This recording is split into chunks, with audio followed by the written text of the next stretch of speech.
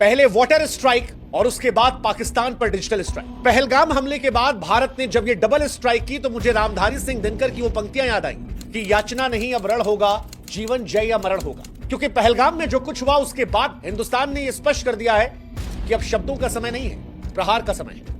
उस प्रहार के पहले हम आपको चेतावनी पर चेतावनी दे रहे हैं। पहले वाटर स्ट्राइक के जरिए पाकिस्तान को प्यासा रखने और बर्बाद करने की तैयारी, और उसके बाद डिजिटल स्ट्राइक के जरिए अंतिम चेतावनी, जिसके बाद ना कोई माफी ना कोई रियायत, बस रण।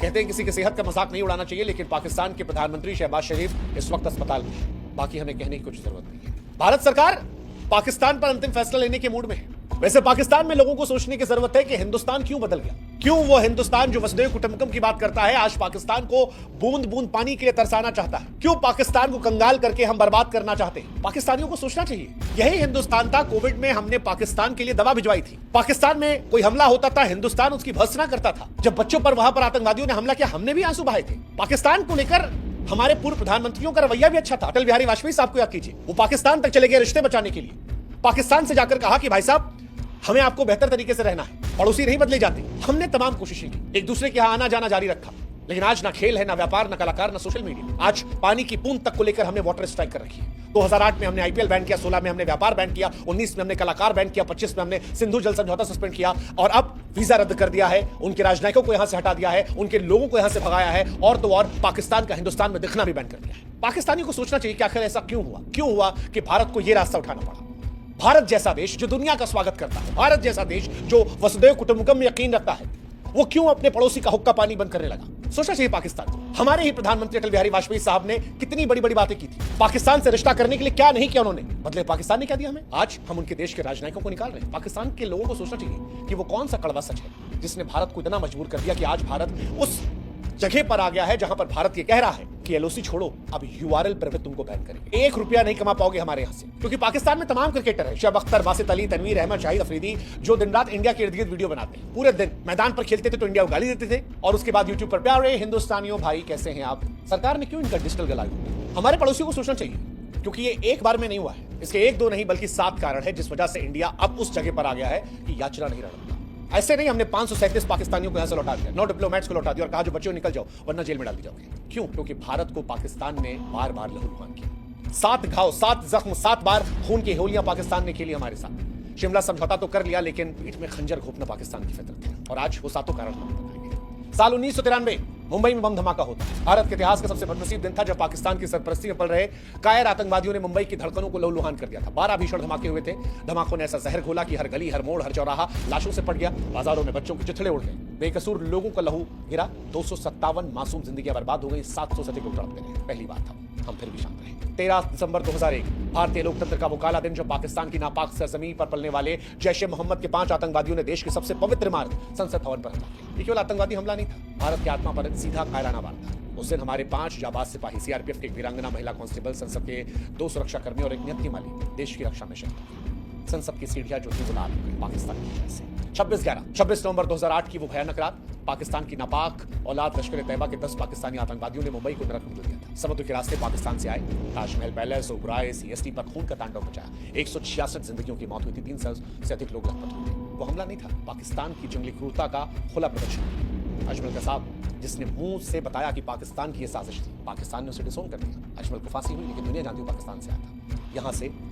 यहां भी मौका दिया, केवल क्रिकेट बताने के था, लेकिन पाकिस्तान नहीं चल रहा। 2016 पठानकोट एयरबेस पर हमला कर दिया। 2 जनवरी 2016 को पाकिस्तान ने पठानकोट वायुसेना में घुसपैठ कर 7 वीर जवानों की जान ले ली। 80 घंटे तक यहां पर खूनी जंग में हमारे 7 वीर जवानों की वीरगति हुई। आखिरी सांस तक लड़ते हुए दुश्मन के इरादों को चकनाचूर किया। 25 से अधिक जवान घायल थे, एक भी आतंकवादी जिंदा नहीं लौटा। लेकिन पाकिस्तान पूरी दुनिया के सामने फिर एक बार अपनी दहशतगर्दी को लेकर चर्चा में आ गया। इसके बाद 2016 में उरी हमला, वो मनहूस सुबह जब जैश ए मोहम्मद के 4 खूनी आतंकवादियों ने भारतीय सेना के कैंप पर हमला किया था। 19 वीर जवानों को शहीद किया था, 30 से अधिक जवान घायल हुए थे। यहां से भारत ने जवाब देना शुरू किया था। भारत ने पाकिस्तान के अड्डों पर हमला किया था और सर्जिकल स्ट्राइक करनी थी।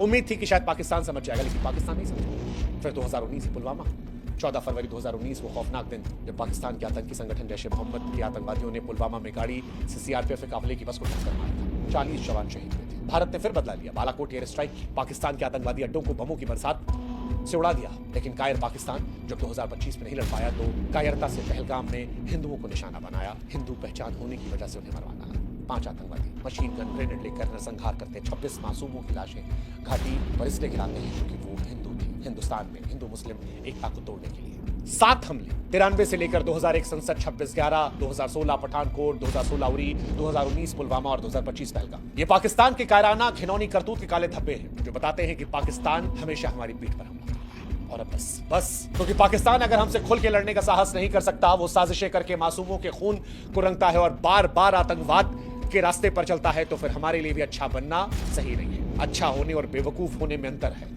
हिंदुस्तान अच्छा है लेकिन बेवकूफ नहीं, क्योंकि हिंदुस्तान समझता है कि पाकिस्तान सामने से नहीं आता और इसीलिए हमने कदम उठाया। इसीलिए हमने पाकिस्तान पर ये डिजिटल स्ट्राइक की। वाटर स्ट्राइक के बाद डिजिटल स्ट्राइक पाकिस्तान को तोड़ने के लिए है। पाकिस्तान पर असर पड़ेगा क्योंकि पाकिस्तान पहले से कंगाल भारत के डिजिटल और आर्थिक चक्रव्यूह में फंस गया। इसका हाल ऐसा ही है जैसे जंगल में फंसा चूहा, ना रास्ता ना राशन, और पाकिस्तान इससे झेलेगा। पाकिस्तान इससे आर्थिक तबाही को झेलेगा। शोएब अख्तर जैसे पाकिस्तानी जो लाखों करोड़ों रुपए कमाते हैं, अब उन्हें वो पैसे नहीं मिलेंगे, वो पाकिस्तान के टैक्स में जाते पैसे। डिजिटल नाकेबंदी, पाकिस्तान जो हिंदुस्तान को बदनाम करने की साजिशें करता है, अपने अंदर खेलो कूदो। जंगल में मोर नाचा किसने देखा? हमें घंटा फर्क पड़ता है। पानी की ट्रीटी से उनको झटका लग ही रहा है। अंतरराष्ट्रीय बेइज्जती, FATF के ग्रे लिस्ट में पाकिस्तान पहले से ही है। अब और नंगा होगा कि हिंदुस्तान ने बैन कर दिया। पहला कदम हमने उठाया। सामाजिक अशांति, पाकिस्तान में बड़ी आबादी है जो हिंदुस्तान पर वीडियो बना बना के हिंदुस्तान से पैसा कमा रही थी। अब मिलेगा बाबा जी का ठुल्लू, करो। लोकप्रियता खत्म। पाकिस्तान में तमाम ऐसे लोग हैं जिनके पूरे वीडियोस ही हिंदुस्तान के इर्द गिर्द हैं। शोएब अख्तर का चैनल देख लीजिए जी, बिना हिंदुस्तान की बात के चैनल चलने वाला नहीं था। अब वो जो 30 लाख सब्सक्राइबर है वो हवा हवाई हो गए। सस्ती शोहरत का गुब्बारा जो है फट गया। और भारत का आखिरी संदेश, सुधर जाओ भैया नहीं तो मिटा दिए जाओ। पाकिस्तान ने बार बार हिंदुस्तान के सब्र का इम्तिहान लिया, हर बार मुंह की खानी। 93 से 25 तक 7 बार खून की होली खेली, भारत ने जवाब दिया। लेकिन इस बार पहले वाटर स्ट्राइक और फिर डिजिटल स्ट्राइक के जरिए भारत ने स्पष्ट कर दिया है कि भारत न सहेगा न माफ करेगा। हर नापाक साजिश का जवाब दिया जाएगा जो पहले से ज्यादा तीखा और पहले ज्यादा करारा होगा। भारत ने साफ कर दिया है कि अब सहनशीलता की सीमाएं पार हो चुकी हैं। न भारत झुकेगा न भारत रुकेगा। अब जो भी करेगा उसको उसी की भाषा में जवाब दिया जाएगा, चाहे वो सीमा पर हो या फिर टीवी की स्क्रीन पर हो, मोबाइल की स्क्रीन पर हो। भारत ने डिजिटल स्ट्राइक के जरिए पाकिस्तान को एक बार फिर आईना दिखाया है कि अपना नापाक चेहरा खुद देखो और डूब मरो। आतंक का साथ देने वालों का भी कोई भविष्य नहीं है। सुधर जाओ या खत्म हो जाओ। इतिहास का हिस्सा बनने को तैयार हो जाओ। भारत स्पष्ट है कि न पानी, न पैसा, न प्रोपेगेंडा। अब पाकिस्तान में कुछ नहीं। और ये अंत नहीं है, यह उस तूफान के पहले की शोर है। उस तूफान के पहले का ये एक तरीके से कह लीजिए टीजर है जो पाकिस्तान को अगले 15-20 दिनों में मिलने वाला है। अगले 15-20 दिनों में पाकिस्तान के साथ कुछ बहुत बड़ा होने वाला है। और उस बड़े होने के पहले पाकिस्तान को कमजोर करने के लिए कदम, जैसे कुर्सी को तोड़ना हो तो उसके पैर तोड़े जाते हैं, ऐसे ही पाकिस्तान को अलग अलग हिस्सों में हिंदुस्तान तोड़ रहा है, जिसके 2 कदम हमने आपको बता दिए। पहला वाटर स्ट्राइक जो पाकिस्तान को पूरी तरह बर्बाद करने के लिए, और दूसरा डिजिटल स्ट्राइक जो पाकिस्तान की पहुंच हिंदुस्तान में खत्म करेगा, उनके एजेंडे को खत्म करेगा। उनके लोग यहां पर अब लोगों को कुछ फैला नहीं पाएंगे और हिंदुस्तान में जो पाकिस्तान सहानुभूति रखते हैं वो अब इधर उधर नहीं कर पाएंगे। सब खत्म। लेकिन अभी ये अंत नहीं है। रामधारी सिंह दिनकर ने जो कहा था वही होगा कि याचना नहीं रण होगा, जीवन जय अमर। लिख लो, अगले 10, 15, 20 दिन में पाकिस्तान के साथ कुछ बहुत बड़ा होगा, कुछ बहुत बड़ा। आमतौर पर खामोशी होती है बड़े तूफान के पहले, लेकिन इस बार शोर है पाकिस्तान के बर्बादी के पहले जो उसने पहलगाम में किया। हिंदुस्तान पर हमला नहीं था, ये हिंदुस्तान के अस्तित्व पर हमला था और पहली बार नहीं था।